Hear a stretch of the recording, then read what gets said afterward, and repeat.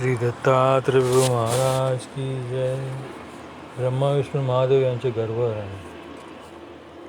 अनुसूया माता व अत्रि ऋषी पुत्रप्राप्तीची इच्छा पूर्ण झाल्यामुळे निराशेचा किंवा उदासीनतेचा पुसटचा स्पर्शसुद्धा त्यांना होत नव्हता. परमात्म्याच्या कृपाप्रसादाने बद्रिकाश्रमातील सर्व जीवन व्यवहार आनंददायक होत होता. तेथे दुःख क्लेश यांची यत्किंचितही अनुभव जाणवत नव्हता. स्वयं ऋषींच्या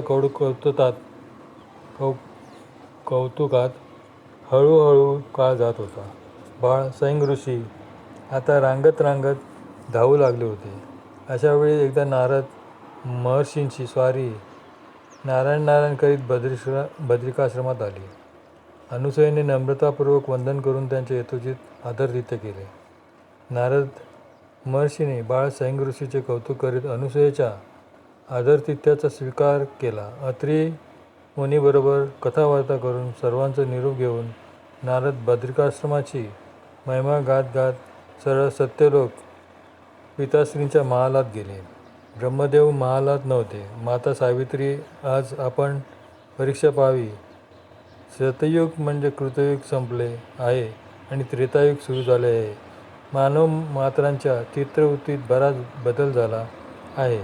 आता देवलोकातील दैवशक्तीमध्ये किती सहनशीलता आहे याचे अध्ययन करावे. अशा उद्देशाने सावित्रीला वंदन करून नारद महर्षी वीणेच्या तारा छेडीत जवळच बसले. तेव्हा सावित्रीच म्हणते, बाळा नारदा, काहीतरी कथावार्ता सांग. कुठे होता तू आजपर्यंत? काय तुला अनुभव आला ते तरी सांग, म्हणजे तेवढाच थोडा काळ मनोरंजनात जाईल. नारद म्हणाले, माते, काय सांगू तुला? अगं, तुझी सूचना म्हणजे अत्रींची पत्नी खरंच धन्य आहे ती. अरे पण झाले तरी काय?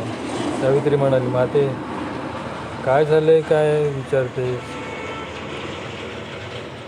अगं, तिच्या त्रिभुवनात किती महत्त्व आहे. नारद महर्षी म्हणाले.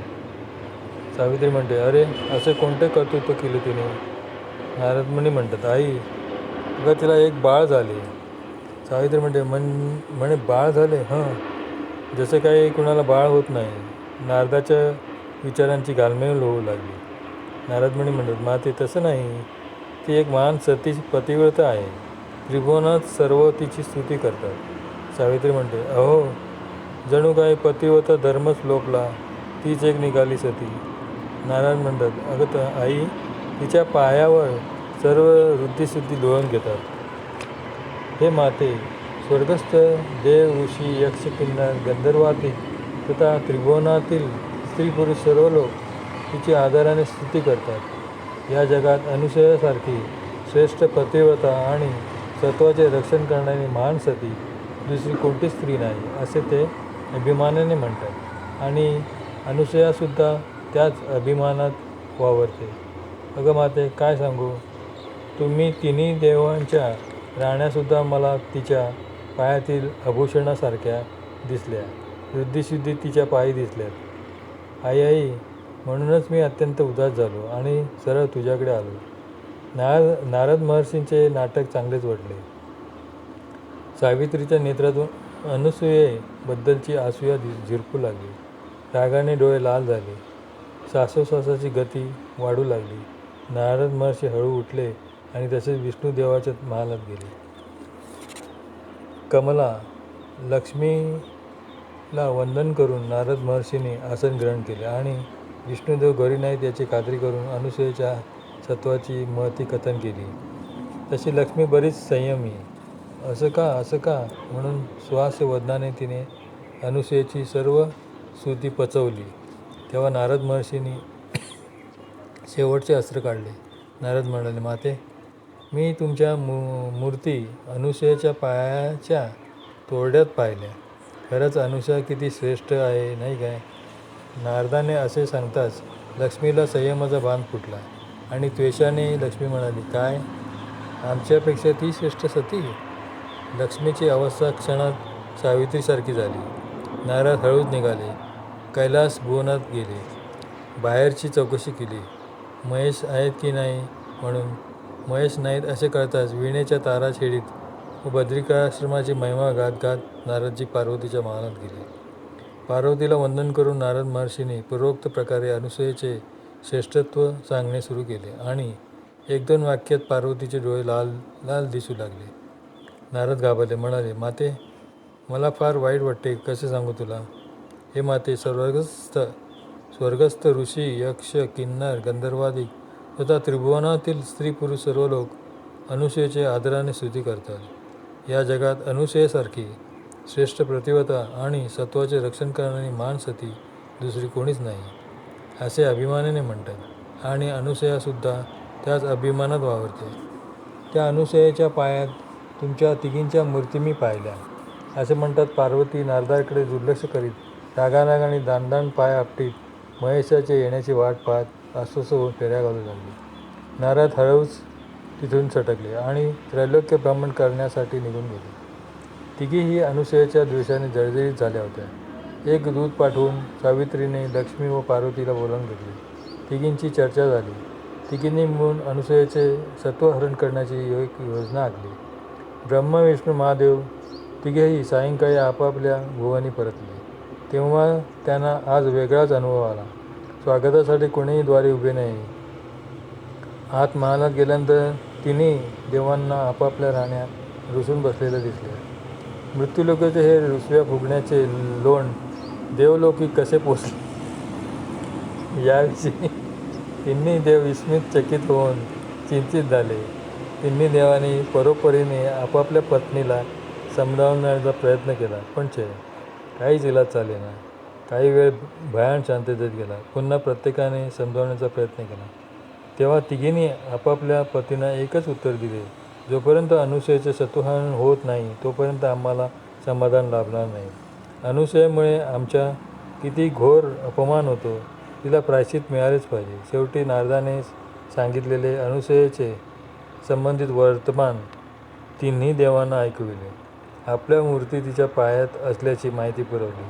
तिन्ही देवांना आश्चर्य वाटले. शेवटी श्रीहट्ट पूर्ण केला पाहिजे म्हणून तिन्ही देव एकमेकांची भेट घेण्यासाठी एकमेकांच्या महालाकडे जायला निघतात आणि रस्त्यात तिघांची भेट होते.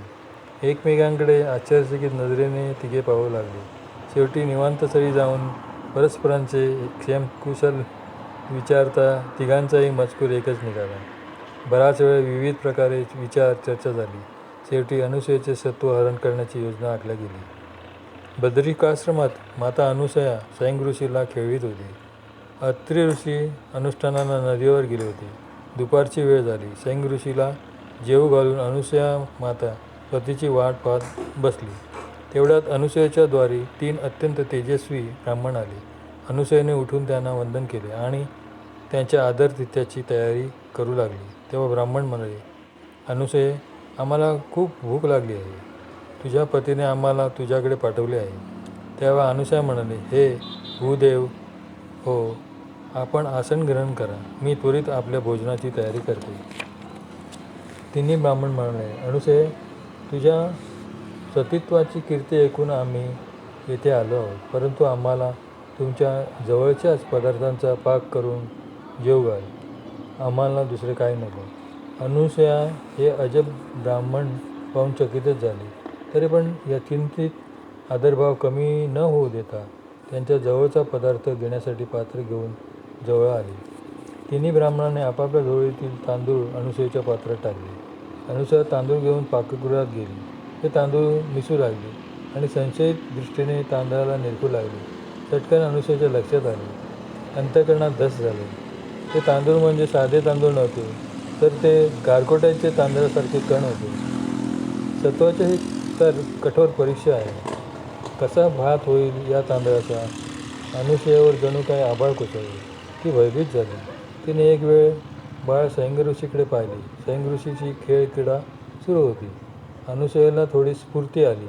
ते तांदूळ चुलीवर आंधण ठेवलेल्या पात्रात टाकले आणि गप्प डोळे मिटून त्या परात्पर परमेश्वराचे ध्यान करीत त्याला प्रार्थना करू लागली. हे परात्पर परब्रह्म परमेश्वरा, काय हा अघटित प्रसंग माझ्यावर आला, यातून तूच रक्षण करू शकशील. एक तर या हीन दिन तुझ्या दासीला आत्ताच्या आत्ता संपून टाक, नाहीतर या गारांचाही भात होऊ दे. जर माझे पतिव्रता पण अबाधित असेल, जर माझी भक्ती निष्काम असेल, माझे सत्य धर्म याचेच आचरण असेल, तर तर हे परमेश्वरा, माझे सत्वरक्षण कर. तू अनंत शक्तियुक्त आहेस, दयेचा सागर आहेस, कृपाघन आहेस. तुझ्याशिवाय मी कुणाजवळ याचना करणार. हे प्रभू, तूच माझे रक्षण कर. अनुसया ध्यानमग्न झाली. स्वयं ऋषीने श्वासवदनाने एक वेळ ब्राह्मणाकडे पाहिले आणि खेळत खेळत चुलीजवळ आले. पातेल्यातील त्या गारांच्या तांदळाकडे कृपादृष्टीने पाहिले. चुलीतील अग्नी प्रदीप्त झाला. पातेल्यातील तांदूळ शिजू लागले. खतखत असा शिजण्याचा आवाज येऊ लागला. अनुसयाची समाधी भंगली. तिन्ही ब्राह्मण तो आवाज ऐकून भयचकित झाले.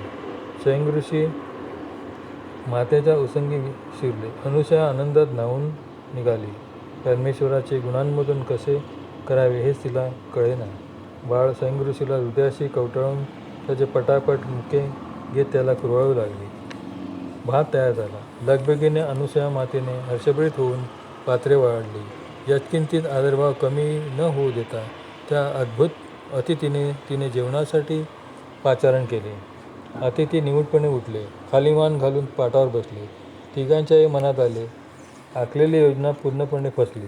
अनुसयेचे सत्व हरण न होता आपलेच सत्व हरण झाले. काय करावे? गारांचा भात खाण्याची पाळी आपल्यावरच आली. दुसऱ्यांसाठी खड्डा खोदला, त्यात आपणच गाडल्या जात आहोत. धन्य आहे अनुसय. खरोखर तू या जगात श्रेष्ठ पतिव्रता आहेस. सत्वाचे सत्याचे रक्षण करण्यासाठी असाध्य असे या जगात काहीच नाही. तिघांनी एकमेकांकडे पाहिले. अनुसयेकडे पाहण्याची तर तिघांमध्ये हिंमत नव्हती. अर्थसूचक दृष्टीने परस्परांचे गुप्तगू झाले. असेच उठून परत गेलो तर महालात राण्यांसमोर जाण्याची भीती. अनुसयेचे सत्वहरण झालेच पाहिजे. अनुसया विधीपूर्वक तयारी करू लागली. गंध अक्षतेचे पात्र हातात घेऊन जवळ आली. अतिथी देवो भव याप्रमाणे अतिथीरूपी देवांचे पूजन केलेच पाहिजे. म्हणून अतिथींना गंधाक्षता लावल्या. फळ पुष्पांनी त्यांचे पूजन केले. भोजनाचा संकल्प विधी करण्यासाठी हातात उदक घेऊन संकल्प घालण्यासाठी वागली, पण कोणी हात पुढे करेना. अनुसया पुन्हा विनवणीच्या सुरात हात जोडून म्हणाली, हे विप्रवर, माझ्याकडून काही चुकले तर नाही ना? तेव्हा तिन्ही ब्राह्मण म्हणाले, अनुसये, तुझ्याकडून चूक घडणे अशक्य आहे. तू तर अतिथीचा आदर करणे जाणतेस, शिवाय सत्वाचे रक्षणही करतेस. तुझ्यापेक्षा श्रेष्ठ पतिव्रता या विश्वात तरी दिसत नाही. विनयपूर्वक अनुसया म्हणाली, तर मग आपण प्रसन्नतापूर्वक भोजनाचा संकल्प घ्यावा आणि संतृप्ती होईपर्यंत भोजन करावे. पण अनुसये, आमचे व्रत आहे. तिन्हीजण म्हणाले, कोणते व्रत आहे ब्रह्मदेवता? अनुसया म्हणाली, त्यासाठी मी काय करावे? तिन्ही अतिथी म्हणाले, अनुसया, तू विवस्त्र होऊन आम्हाला भोजन घालावे, तरच आम्ही संकल्प केला. अतिथींचे शब्द वज्रा प्रहाराप्रमाणे अनुसयेच्या अंतःकरणावर आदळले. अनुसया दीडमूळपणे स्तंभाप्रमाणे जणू स्तब्ध उभी राहून पुन्हा त्या परमपित्याची करुणा भागू लागली. दृष्टी अंतःकरणात वळवून अंतरात्म्याच्या ज्ञानदृष्टीने परमात्म्याला पाहण्याचा प्रयत्न करीत ती आर्ततेने धावा करू लागली.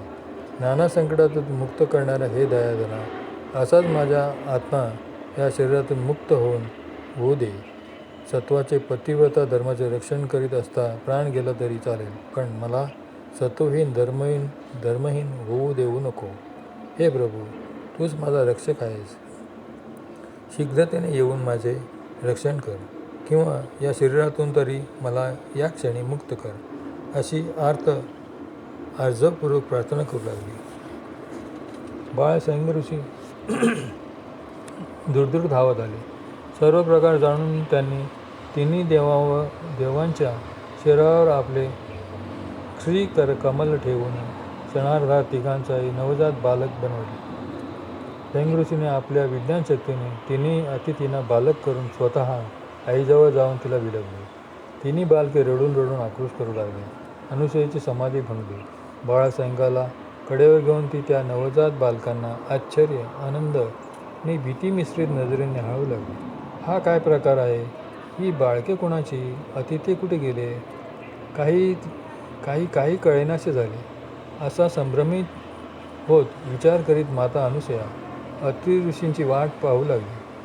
स्वयं ऋषीला हृदयाशी आलिंगून त्यांचे चुंबन घेऊ लागली, तर पात्रावर बसलेल्या त्या लहानग्या 3 तान्हुल्यांना निरखू लागली. त्यांचे रडणे काही थांबे नाही. शेवटी स्वयं ऋषीला कडेवर उतरवून मोठ्या धैर्याने ती त्या बालकांजवळ गेली. तिघांचे अंगप्रक्षालन केले. अनुसूयेला अपूर्व स्फूर्ती आली. अगम्य अलौकिक अशी ती त्या दयाधन प्रभूने किमया केली. सत्वरक्षणासाठी तो धावून आला आणि ही अकल्पित, अघटित, अभूतपूर्व, अभूतपश्चात अशी लीळा त्यानेच केली. कोण होते ते अतिथी?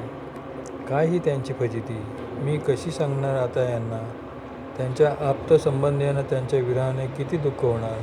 अशा एक नव्हे अनेक विचारांनी मोहळत जणू अनुसूयेच्या मातेच्या मनामध्ये घोंगावू लागली आणि एक नवीन भीती वाटू लागली. या बालकांना पाहून पतिदेवांना काय वाटेल? शेवटी काहीही असो, त्या परमेश्वराने त्या अत्यंत दुर्धर प्रसंगातून तारले, सत्वरक्षण केले. तोच प्रभू सर्व काही ठीक करेल असा निर्धार करून अनुसूया माता त्या बालकांना रडण्यापासून परावृत्त करू लागली. त्यांना घेऊन खेळवू लागली. पण त्यांचा आक्रोश अधिकच वाढू लागला. मातेचेच हृदय ते. त्यामुळे अनुसूयेला जाणवले, बाळे भुकेली आहेत, त्यांना जेवू घातले पाहिजे. पण ही लहान नवजात बाळे अन्न तरी कशी खाणार? अनुसूयाला समोर वाढलेल्या पात्रांवरील गारांचा झालेला भात दिसला आणि आठवले की अजून सत्वरक्षण व्हायचेच आहे. परमेश्वराने सत्वरक्षण करण्यासाठी योग्य वातावरणाची निर्मिती केली आहे. अतिथींच्या इच्छेची पूर्ती मात्र अजून व्हायची आहे. अतिथींच्या इच्छेनुसार भोजन घालता यावे म्हणून परमेश्वर कृपेने त्यांना निष्पाप निरागस बाळक केले. आता कार्य सहज सुकर झाले. अतिथींची इच्छा पूर्ती आणि पतिव्रता धर्माचे रक्षण ही दोन्ही कार्ये आपल्याला सहजपणे करता येतील असा विचार करून अनुसूयेने 3 बालकांना आसनावर बसवले आणि आपण विवस्त्र होऊन त्यांना विधीपूर्वक संकल्प देऊन छोटे छोटे ग्रास भरविले. 3 बाळं आनंदाने जेवू लागली. अनुसूया मातेच्या हाताने जेवण्याचे भाग्य त्यांना प्राप्त झाले. आता अनुसूयेचे मातृत्व भरून आले. तृप्त होईपर्यंत हळूहळू त्यांना भरविले. नंतर त्यांचे मुख प्रक्षालन करून वस्त्र परिधान करून तिने बाळ स्वयं ऋषींच्या पाळण्यात तिघांनाही घातले आणि बाळ स्वयं ऋषीला आपल्या अंकी घेऊन एका हाताने त्याला थापटीत, एका हाताने झोका देत त्या परमात्म्याचे गुणानुमोदन करीत अंगाई गीत गाऊ लागली. इकडे अनुष्ठानाला बसलेल्या अत्रि ऋषींनी परमात्म्याची ती अतर्क्य लीळा अंतर्ज्ञानाने जाणली. बाळ स्वयं ऋषी हा सामान्य बाळ नाही किंवा परमेश्वरी कृपेने प्राप्त झालेला केवळ जीवात्मा नाही, तर तपश्चर्येच्या अंती प्रकट झालेला प्रत्यक्ष सर्वशक्तिमान ज्योतिर्मय परात्पर परब्रह्म आहे.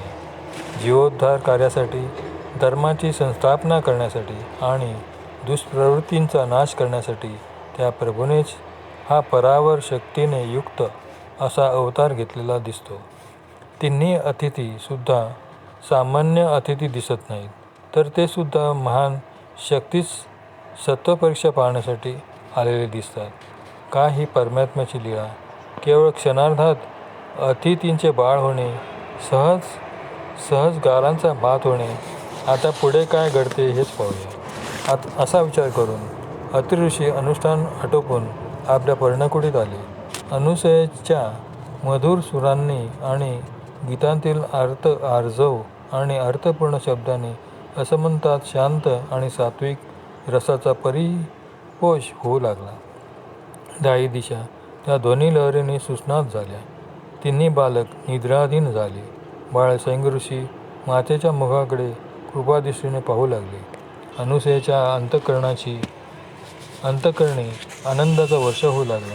अत्रि ऋषीसुद्धा तल्लीन होऊन त्या आनंद सरोवरात डुबून गेले. एवढ्यात नारद महर्षींची स्वारी नारायण नारायण करीत अत्रि मुनींच्या द्वारी आली. वीणेच्या दारांतून निघणाऱ्या स्वरांमध्ये नारायण नारायण असे अवरोहपूर्वक आळवीत नारदाने अत्रि ऋषी आणि अनुसूयेची तंद्री भंग केली. नारद महर्षींचे स्वागत करण्यासाठी स्वतः अत्रि ऋषी समोर आले.